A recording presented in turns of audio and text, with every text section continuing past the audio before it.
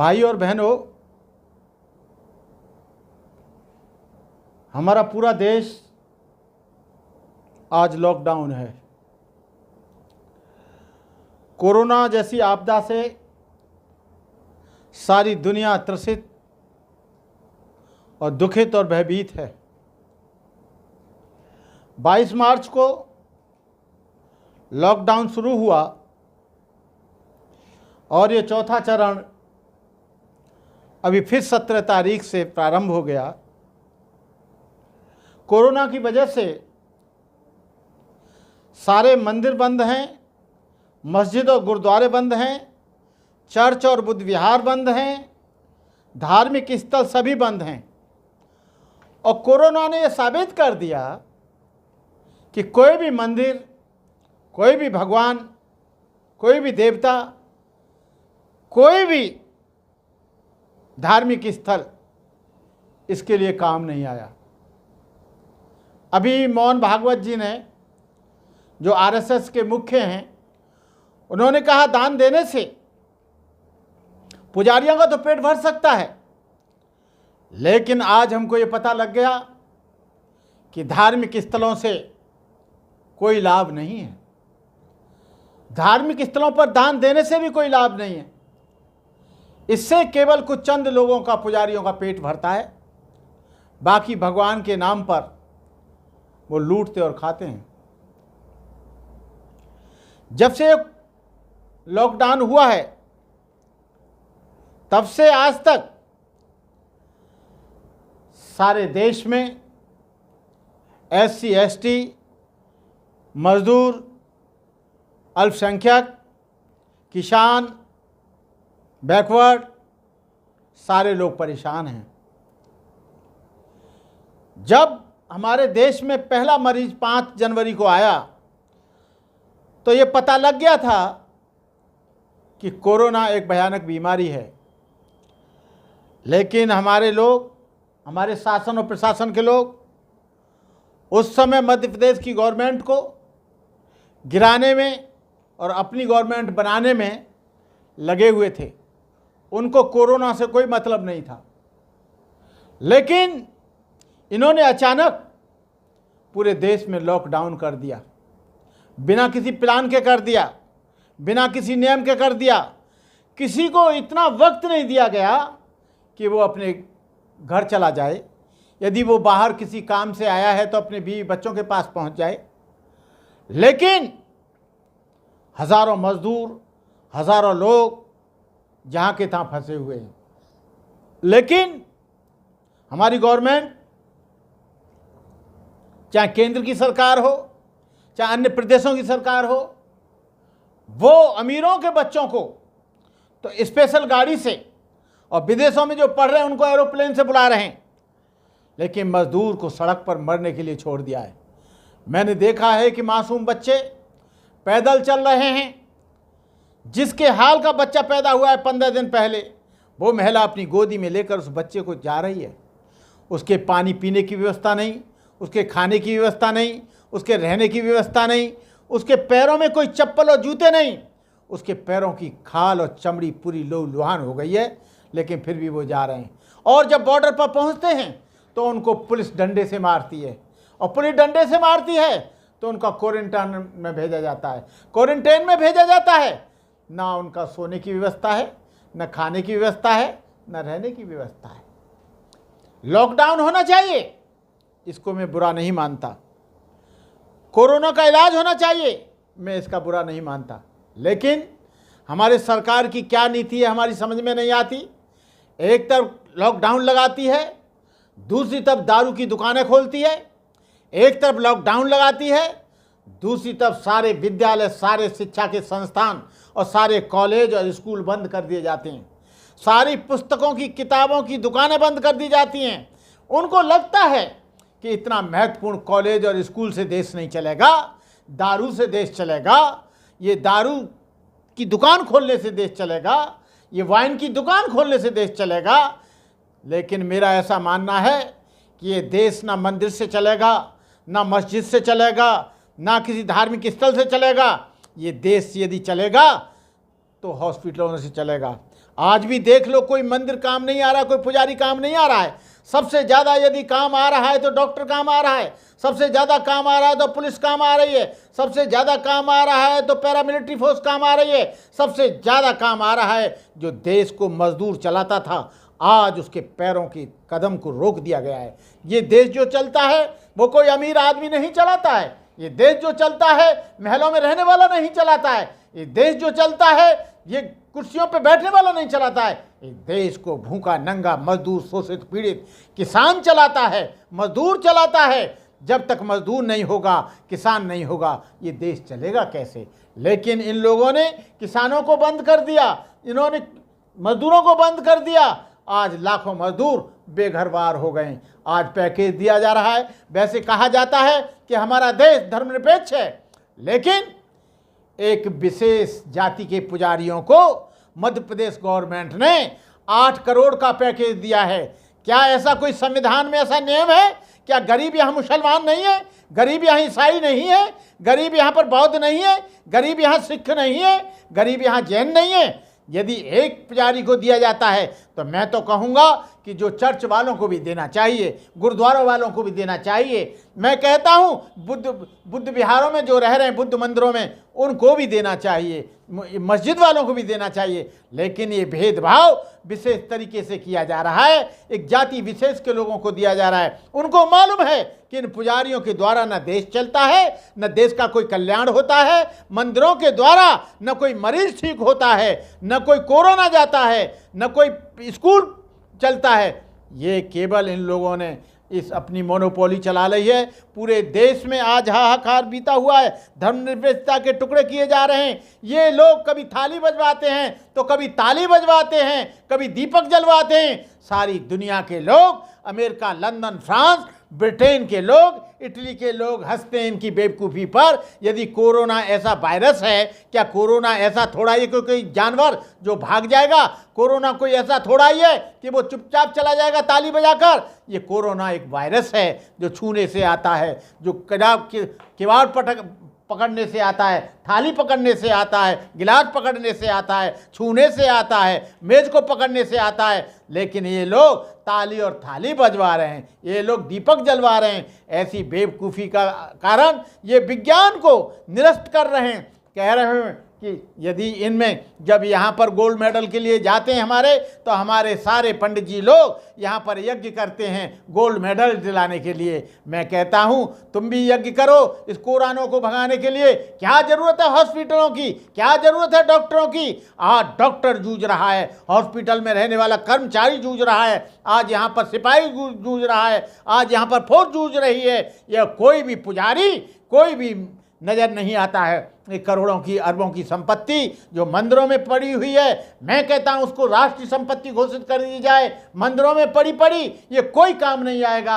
आज इस आपदा के समय में हम लोगों को चंदा करने की ज़रूरत नहीं है, हम लोगों को कोई डोनेशन देने की ज़रूरत नहीं है। मंदिरों में इतनी संपत्ति भरी पड़ी है कि कई सैकड़ों बरस तक हमारा देश चल सकता है। लेकिन ये ऐसा नहीं करेंगे। ये जो है मंदिर वालों को आगे आना चाहिए। आज यदि पंडित भूख मर रहा है, मंदिर का पुजारी भूखा मर रहा है, तो ये सोचो मस्जिद में रहने वाला मौलवी भूखा मर रहा है।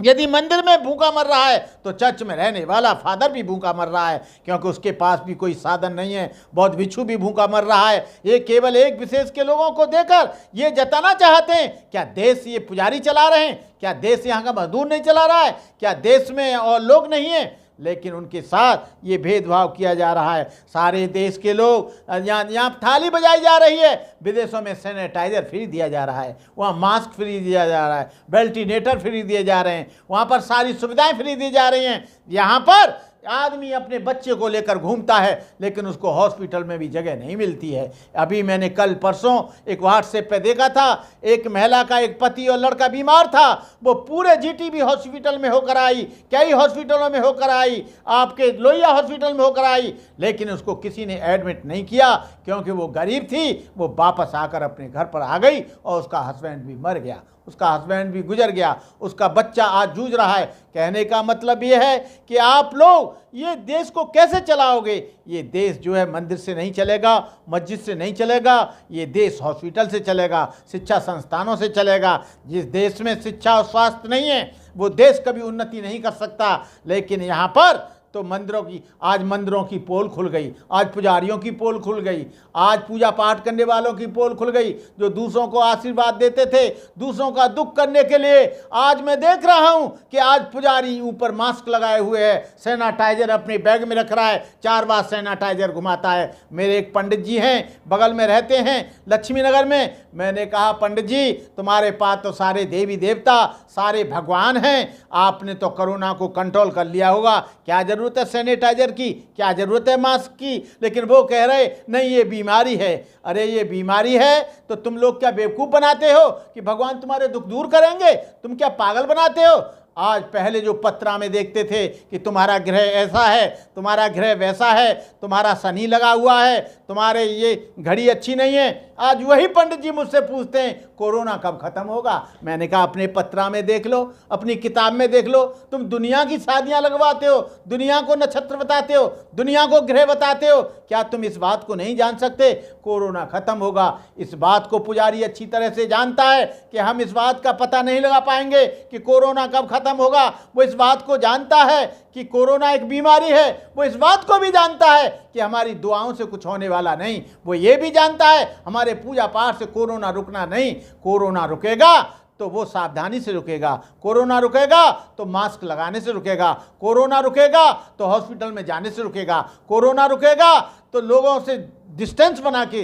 मैं देश के बहनों भाइयों से कहना चाहता हूं, इस कोरोना जैसी आपदा में, इस कोरोना जैसे संक्रमण में आप पूरी तरह से सचेत रहें, दूरियां बनाए रखें। ये जो शराब की दुकानें खोली हैं इसका मैं विरोध करता हूं, इसकी अभी आवश्यकता नहीं थी।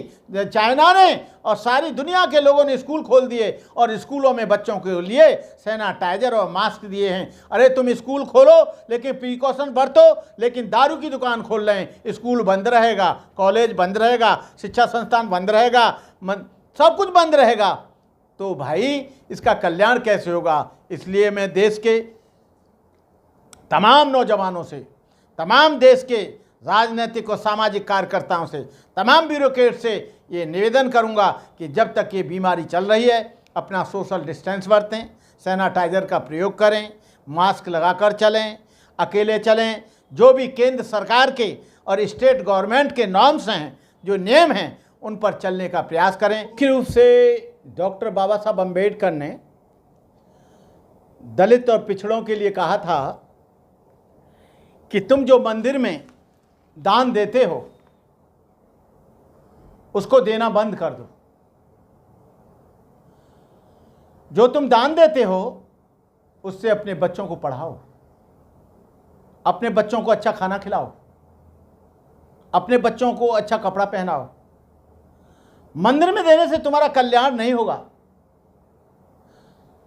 तुम्हारा कल्याण तुम्हारे अच्छे कर्मों से होगा, तुम्हारा कल्याण अच्छे सील और सदाचार से होगा, तुम्हारा कल्याण मेहनत से होगा। लेकिन मैं देखता हूं दलित समाज और पिछड़े वर्ग के लोग करोड़ों रुपया धर्म कर्म कांड में खर्च कर देते हैं, ढेर सारे भागवत कथाओं में खर्च कर देते हैं। इससे तुम्हारा कल्याण होने वाला नहीं। तुम ये शराब पीते हो और पंडित जी के पास तुम कथा भागवत कराना, तुम्हारा कल्याण नहीं होगा। तुम यदि अपने बच्चे को शिक्षित नहीं बनाते हो और तुम कहीं भी दान दे देना, तुम्हारा कल्याण नहीं होगा। तुम्हारा कल्याण शिक्षा में है, तुम्हारा कल्याण ज्ञान में है, तुम्हारा कल्याण शीलवान बनने में है, तुम्हारा कल्याण जागरूकता में है, तुम्हारा कल्याण कोई भी मौलवी, कोई भी फकीर, कोई भी व्यक्ति, यहाँ तक कि मैं भी तुम्हारा कल्याण नहीं कर सकता। तो मैं आप लोगों से यही गुजारिश करूँगा कि मंदिरों में देना दान बंद करो, ब्राह्मणों के द्वारा कोई भी संस्कार कराना बंद करो, ब्राह्मणों के द्वारा उनको दान दक्षिणा देना बंद करो। उनके ये केवल आडंबर और पाखंड है, तुमको बेवकूफ बनाने का एक तरीका है। तुम केवल जरूरतमंद की हेल्प कर देना जो जरूरी है, लेकिन किसी मंदिर में कभी दान मत देना। मंदिर तो क्या है, एक मूर्ति है। यदि इन मंदिरों के पास ही शक्ति होती तो आज मंदिर बंद क्यों करने पड़ते? धार्मिक स्थलों पर यदि शक्ति होती तो गवर्नमेंट क्यों कहती? कल भी उन्होंने कहा लॉकडाउन के लिए कि मंदिर, धार्मिक स्थल सारे के सारे बंद रहेंगे। यदि इससे लगता कि लोगों का कल्याण होगा, यदि इससे लगता कि लोगों का कोई रास्ता मिलेगा, यदि लगता कि इससे कोरोना भागेगा, यदि लगता कि इससे शिक्षा संस्थानों में कोई वृद्धि होगी, तो गवर्नमेंट इस बात को नहीं कहती कि धार्मिक स्थल बंद रहेंगे और अनिश्चितकालीन तक बंद रहेंगे। दारू की दुकान खोल दी गई। दारू की दुकान से उन्हें कुछ कल्याण लग रहा होगा कि ये दलित और पिछड़े वर्ग के लोग बर्बाद हो जाएं, उन्हें लग रहा है कल्याण होगा। और कल्याण क्या होगा? जो उनके पास पैसा है बच्चे पढ़ाने के लिए, वो उसकी दारू पी जाएंगे। जो खाने के लिए पैसा है उसकी दारू पी जाएंगे। पत्नी बीमार है, बच्चा बीमार है, पहले उसका इलाज नहीं करेंगे, दारू पी लेंगे। तो गवर्नमेंट की जो ये दोहरी नीति चल रही है, एक तरफ मंदिर मस्जिद बंद करो, दूसरी तरफ ये दारू की दुकान खोलो। एक तरफ मंदिर मस्जिद बंद करो, कॉलेज बंद करो, और दूसरी तरफ दारू की बहुत लंबी लाइन किलोमीटरों में लगी हुई है। दूसरी तरफ ये हजारों किलोमीटर दूर से उन पूंजीपति सरमाएदार के बच्चों को यहाँ बुला रहे हैं। कोरोना कौन ला रहा है? कोरोना जो है ये राशन कार्ड वाला नहीं ला रहा है। कोरोना ये पासपोर्ट वाला ला रहा है, जो जर्मन में पढ़ता है, अमेरिका में पढ़ता है, लंदन में पढ़ता है, फ्रांस में पढ़ता है, इटली में पढ़ता है, हॉलैंड और पोलैंड में पढ़ता है। और इस कोरोना को बना दिया जाता है हिंदू मुस्लिम। यदि जमाती लोग आ गए तो उनके ऊपर डाल दिया जाता है कि मुसलमान कोरोना लाया। अरे 5 तारीख को तो मुसलमान नहीं था। हर चीज़ आरक्षण के ऊपर डाल दी जाती है कि आरक्षण से देश कमज़ोर हो रहा है। मैं पूछना चाहता हूं, जब देश में महमूद गजनवी आया 1000 ईस्वी के लगभग, और ये देश गुलाम हो गया, तब का आरक्षण था। 750 ईस्वी में मोहम्मद बिन कासिम आया, तब क्या यहाँ आरक्षण था? आरक्षण की वजह से ये देश बर्बाद नहीं हो रहा है। देश बर्बाद हो रहा है जो निठल्ले निकम्मे 33% के लोग, जो 50 लाख रुपया देकर जो कॉलेज में MBBS कर रहा है, इंजीनियरिंग कर रहा है, उसकी वजह से देश बर्बाद हो रहा है। उसकी वजह से देश बर्बाद नहीं हो रहा है। और देश बर्बाद हो रहा है तो आरक्षण वाला एक भी व्यक्ति देश की धन दौलत को लेकर नहीं भागा। एक ही व्यक्ति बैंक का डिफाल्टर नहीं है, ना बैकवर्ड का, ना शेड्यूल कास्ट का, ना माइनॉरिटीज का। सारे के सारे जितने भी लोग बैंकों का कर्जा लेकर भागे हैं, वो बिना आरक्षण वाले लोग हैं। हर चीज़ आरक्षण पर डाल देते हो, हर चीज़ हिंदू मुस्लिम में लगा देते हो, हर चीज़ हिंदू मुस्लिम से जोड़ देते हो। मुसलमान लाया, अरे कोई मुसलमान नहीं लाया, तुम लोग लाए हैं। अमेरिका में कौन लाया? हॉलैंड में कौन लाया? वहाँ तो ईसाई हैं। इटली में कहाँ है मुसलमान? अमेरिका में कहाँ है मुसलमान? ये सारी की सारी चीज़ें अपनी गलतियों को छिपाने के लिए, अपने पाप कर्मों को छिपाने के लिए ये सब लोग लाते हैं। और ये इतना गसरम घोटाला अंदर अंदर कर रहे हैं। ये संविधान को बदलने की बात कर रहे हैं। ये संविधान जिस दिन बदलेगा उस देश में क्या होगा, एक बार बदल के तो देखो। आज संविधान को बदलने के चक्कर में लगे हुए हैं। ये संविधान बदला तो इस देश के हालात ख़राब हो जाएंगे। संविधान के किसी भी डॉक्टर अम्बेडकर के बनाए हुए संविधान से टच किया, इस देश के हालात क्या होंगे वो बाद में पड़ेगा, मैं तो नहीं कहता। लेकिन आपने एट्रोसिटी एक्ट को ख़त्म करने की कोशिश की, लेकिन आपको मौकी खानी पड़ी। सुप्रीम कोर्ट के आदेश को भी आपने पार्लियामेंट में दोबारा पिस्ता पास करके उसे लागू किया। कहने का मतलब यह है कि यहाँ पर जो आज उत्पीड़न है, जब से ये केंद्र में गवर्नमेंट आई है, मैं खुलकर कह सकता हूं, जातिवाद बढ़ा है, जुल्म बढ़ा है, अत्याचार बढ़ा है, शोषण बढ़ा है, भेदभाव बढ़ा है, पूरे देश के हालात खराब हैं। आज छात्रों के साथ, मजदूरों के साथ कभी एक्सपेरिमेंट करके देखते हैं कि मजदूर के 8 घंटे की जगह 12 घंटे कर दिए जाएं। जब विद्रोह होता है तो फिर 8 घंटे कर देते हैं। कभी एट्रोसिटी एक्ट को ख़त्म करने की बात करते हैं, कभी आरक्षण को ख़त्म करने की बात करते हैं, कभी उसमें क्रीमी लेयर देखते हैं, कभी मालदार आदमी देखते हैं, गरीब देखते हैं।